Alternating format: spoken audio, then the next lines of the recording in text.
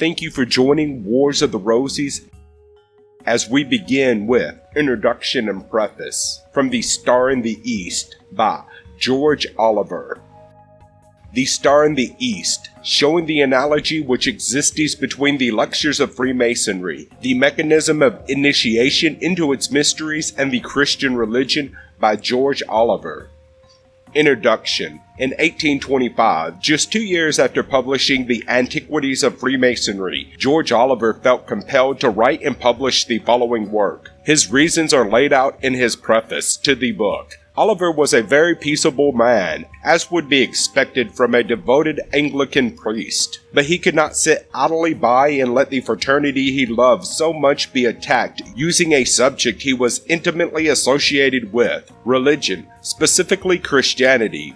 Of course, there was still the political hotbed of the French Revolution still on people's minds, having ended less than 30 years before the publication of this work, and the public being worried about the role secret societies played during it. Some felt an unnecessary threat from Freemasonry. These uneasy feelings still pervade society 200 years later. Oliver felt that there were 3 reasons to write this book, so he used 3 different approaches to prove his underlying point. Testimonies and quotations from other Masonic writers, a discourse on the beliefs of Christianity, and the examination of the Masonic lectures with regards to historical context, lessons of morality, and the mechanism of initiation, all in an effort to prove that Freemasonry is the handmaid to religion, that the one cannot exist without the other, and is merely an extension of the same. In this work you will find some of the most interesting opinions and conclusions about topics such as the Illuminati,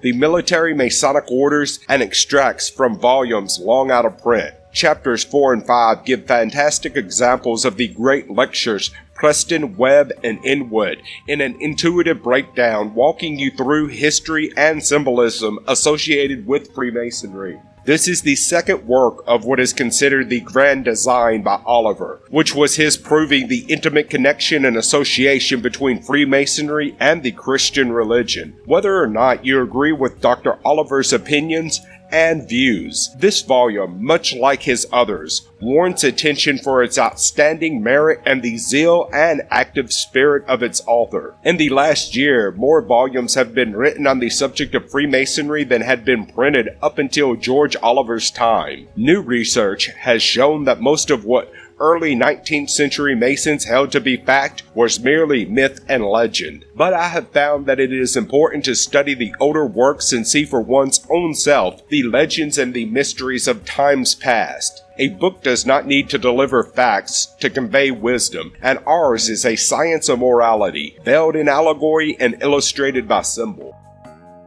Preface. When a publication on a novel subject has issued from the press, the motives of the author and the question of expediency are usually investigated with some degree of eagerness. I know not how far it may be considered necessary to state the numerous and complicated motives which have united to originate the following essay, but I may perhaps be permitted to enumerate 3 reasons, each amply sufficient to decide the question of expediency and to illustrate my design in laying this work before the public. And first, we are informed that the unsanctified bigotry of a superstitious creed has again proscribed Freemasonry in some of the continental nations as an institution decidedly hostile to the interest of Christianity, and under the sanction of an ever-valid bull of Pope Clement has unbarred the prison gates of the Inquisition and loosened all its active energies to apprehend and punish by torture and death the harmless professors of a science which inculcates the chief doctrines and morality of Christianity and assumes as a universal axiom the broad tenet of unrestrained union and brotherly love. The following extract from this bull will exhibit the nature of the persecution to which our brethren in Spain and Portugal are now subjected. Clement Bishop, servant of God, to all the faithful of Christ, health and apostolical benediction, placed, unworthy as we are, by the disposal of the divine clemency, in the eminent watchtower of the apostleship, etc., etc. It has come to our knowledge, even from public report, that certain societies, companies, meetings, assemblies, clubs, or conventicles, commonly called de liberi moratore, or Freemasons, or by whatsoever other name the same in different languages, are distinguished so far and wide, and are every day increasing, in which persons of whatsoever religion or sect, contented with a kind of affected show of natural honesty, confederate together in a close and inscrutable bond, according to laws and orders agreed upon between them,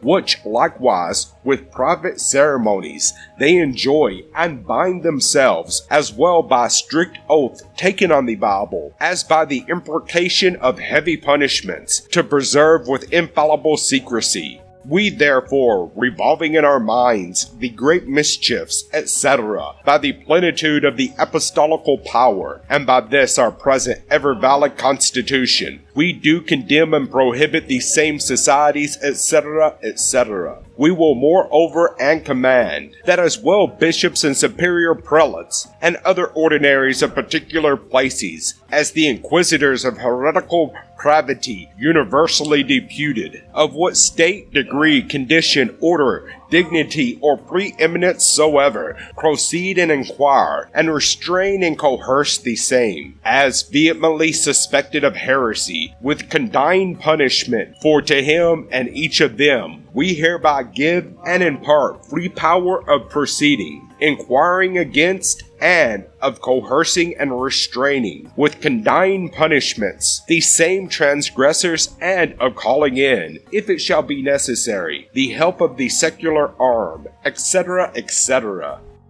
Dated from Rome at St. Mary's the Greater in the year of the incarnation of our Lord, 1738, the 4th of the calends of May, in the 8th of our pontificate.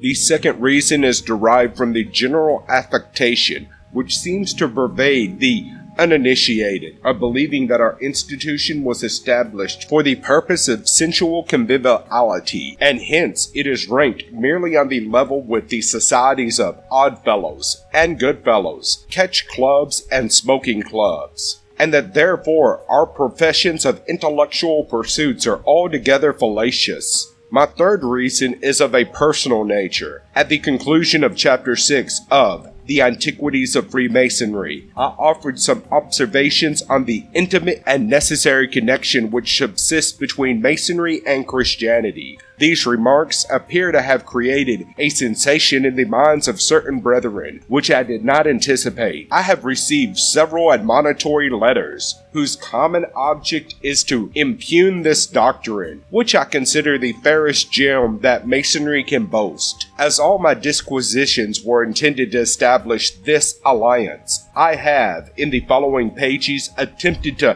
place the matter beyond the reach of dispute or contradiction, and I flatter myself that I have satisfactorily proved that Freemasonry is not only a vehicle of religion in general, but of Christianity in particular. To render this little work more generally acceptable, I have interwoven in its pages a considerable portion of our lectures, distinguishing the several degrees in which each portion is delivered in our lodges, which will afford an unobjectable answer to those cavillers who will not be persuaded that any salutary benefits are derivable from the practice of Freemasonry. It may be necessary to add that I have here described our science as it is practiced in a lodge, which is indebted to my excursions for its origin, and over which I presided during many years. If my information on the subject be incorrect, it proceeds not from a want of assiduity in the research, for I have bestowed upon it much anxious attention, and I may be allowed to express my own conviction that those who are persuaded of the non-existence of religion in the science of Freemasonry have not given the subject that mature consideration which its importance demands, for surely it must be a question of some magnitude to the community at large, whether religion be the basis of an institution which comprehends every description of mankind, which is patronized by crowned heads, and diffuses itself through every rank and station. And I think that a minute comprehension between the spirit of religion and the spirit of Masonry would be sufficient to convince any ingenuous mind of the indissoluble connection. The whole Jewish ritual was but the perfection of Masonry, exhibited in types and emblems of spiritual things, the sublime mark or token of Ezekiel, which was impressed on the foreheads of the Jewish Masons to preserve them amidst the threatened destruction, was doubtless that significant emblem which we now call the Masonic level. The most sublime ordinances of Christianity are shadowed in our institution under types and illustrious symbols. In a word, the whole system of ancient religion, whether genuine or spurious, was little else than primitive Masonry under various modifications, and consequently, it contained everything that was conducive to human happiness, both temporal and eternal, for the sake of the institution generally and for the sake of its members in particular. I should grieve to be convicted of error, because if religion be discarded from the